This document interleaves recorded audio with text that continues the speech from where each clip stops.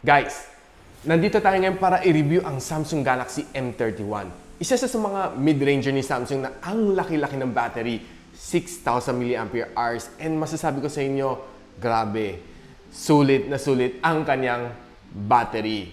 Halos roughly buong araw, mahigit isang buong araw ginamit ko to. Okay na okay pa ako, hindi ko kailangan pa mag-charge. No? So, tingnan natin kung gaano katagal ang endurance itong battery na ito. Tara! Ako si Richmond ng Gadget Sidekick. Samahan niyo ako. Buksan na natin ang Samsung Galaxy M31.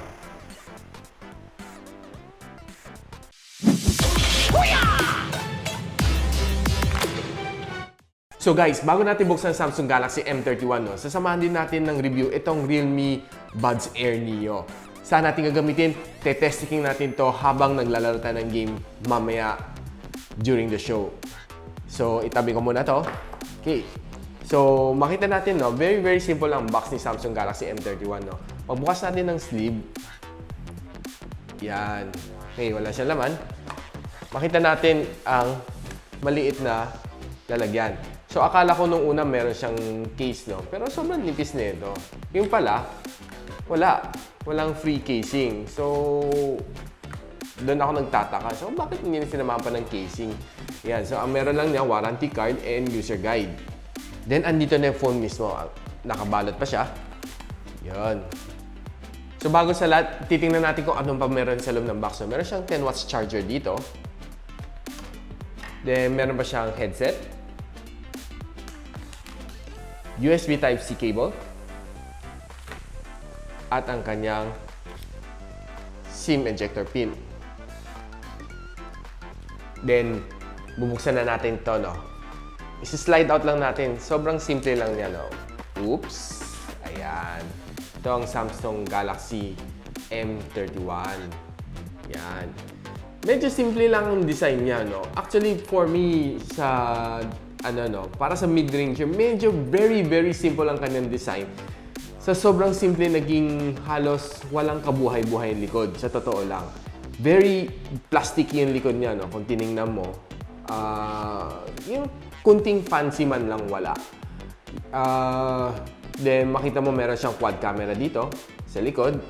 Sa harap, teardrop notch pa ang kanyang front camera na 32MP. So, ngayon, tingnan natin kung anong pumapaligid dito sa phone na ito, Sa ilalim, meron siyang audio jack. Meron pa siyang USB Type-C port, microphone in, at ang kanyang loudspeaker. Then, dito sa kabilang side, meron siyang power button and ang kanyang volume rocker. Then, sa ibabaw, meron siyang noise cancellation mic. And sa kabilang side, meron siyang SIM tray na kaya mag-host ng 2 nano SIM at isang micro SD expansion card. At sa likod, meron siyang 4 na camera, guys. Ito yung mga lens niya, 64MP na wide lens, 8MP na ultra-wide lens, 5MP ang kanyang macro lens, and 5MP rin ang kanyang depth sensor. Then sa harap, meron siya 32MP teardrop notch na camera. Yun. So, yan, bubuo ng phone na ito. Siyempre, kung kalimutan, meron siyang fingerprint scanner at plastic ang kanyang likod.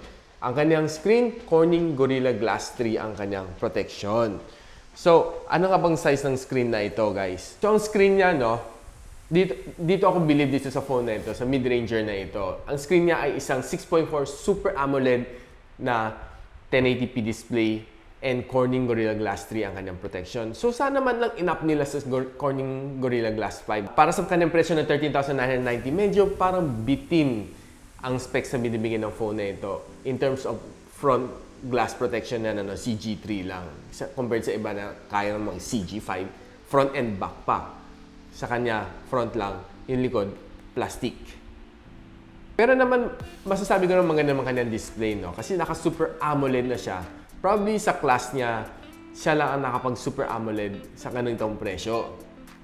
Yun naman ang upside niya. Yung Samsung Galaxy M31 ay merong Exynos 9611 ang kanyang chipset.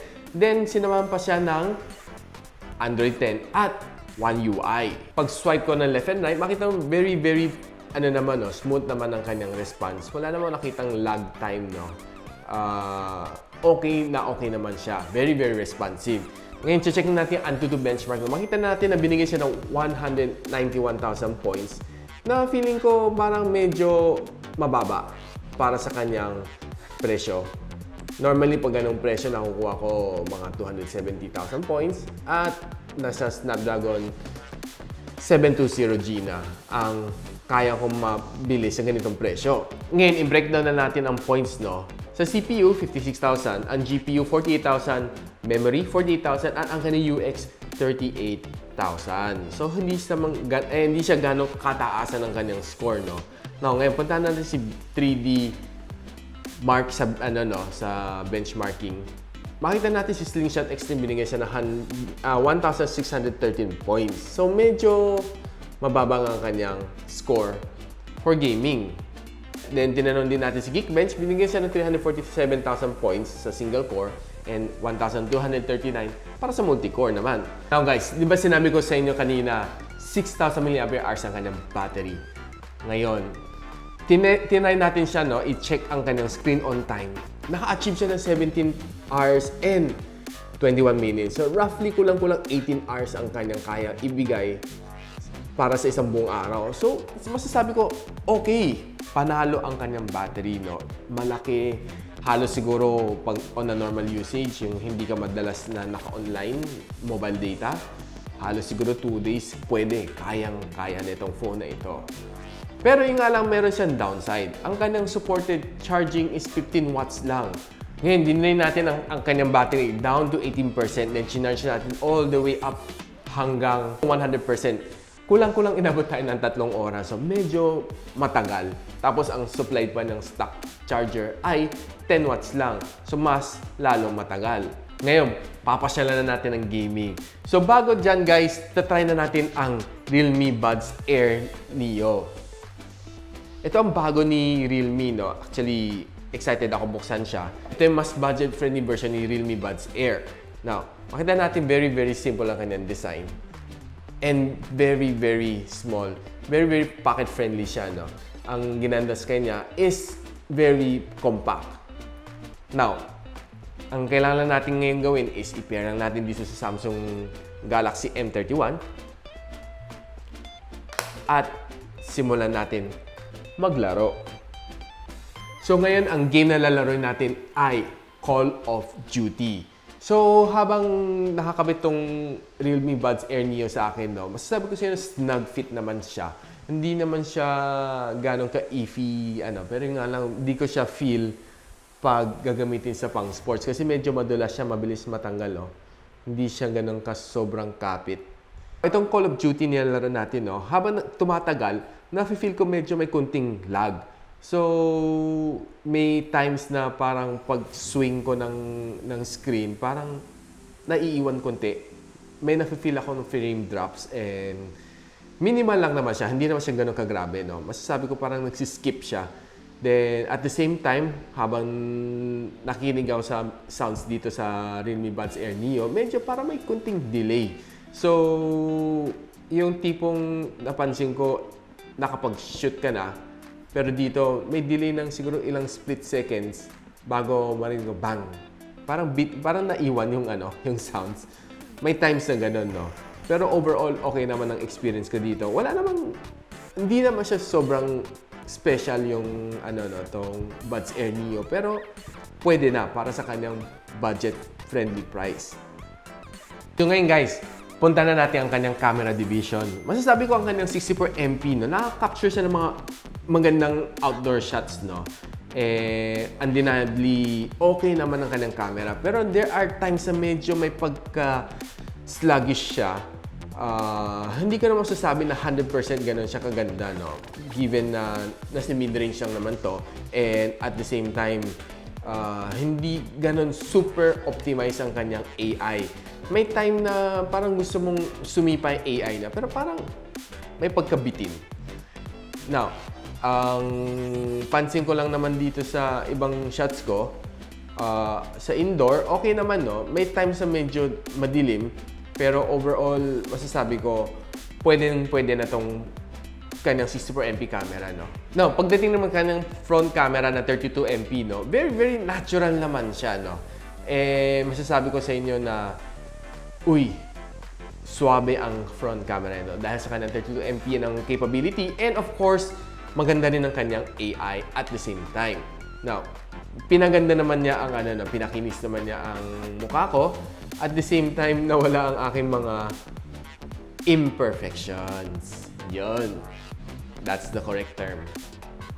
Ngayon guys, anong tingin nyo dito sa Samsung Galaxy M31? Actually, nabuo na natin ang kanyang review. Masasabi ko naman sa inyo no, na okay, very massive ang kanyang battery. Undeniably, one of the battery kings siya siguro for smartphone, no? Having a massive 6,000 mAh of battery. Almost the same dyan kay UmiDG Power 3 na halos ganun din ang size ng kanyang battery, no? So guys, ano masasabi niyo dito sa Samsung Galaxy M31, no? For me, okay naman siya, no? Performance-wise, hindi naman siya ganun kaganda for gaming.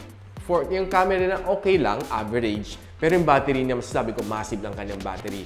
Kaya magtagal lang siguro roughly 2 days, kahit hindi ka mag-charge, okay na okay siya. Feel ko yung presyo na medyo mahal para sa phone na ito. Siguro, more or less, if nasa roughly 11,000 to, masasabi ko sa inyo, sulit buy na siya. Pero kung sa roughly 14,000, medyo may pagkamahal pa rin siya for me. At yun naman ang aking honest na opinion, no? Then, itong Realme Buds Air Neo na 1,990, okay naman siya, no? Medyo may konting delay sa kanya pagdating sa gaming. Pero pag manood ka ng YouTube, ng movies, sa Netflix, okay na okay siya. Listening to music, may kausap ka sa kabila, sa Viber chat, sa Zoom, okay. Wala akong nakita problema. Siguro, ang downside lang na siguro sa gaming, naghahabol siya. Medyo naiwan siya ng split second lang naman. Hindi naman siguro 1 to 2 second ang iwan niya. Siguro split second lang. Yun.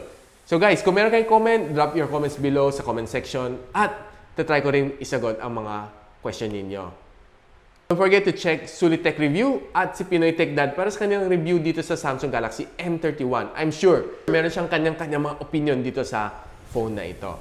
So ako pala si Richmond ng Gadget Sidekick. Kita-kita ulit tayo sa aking susunod na video. Goodbye!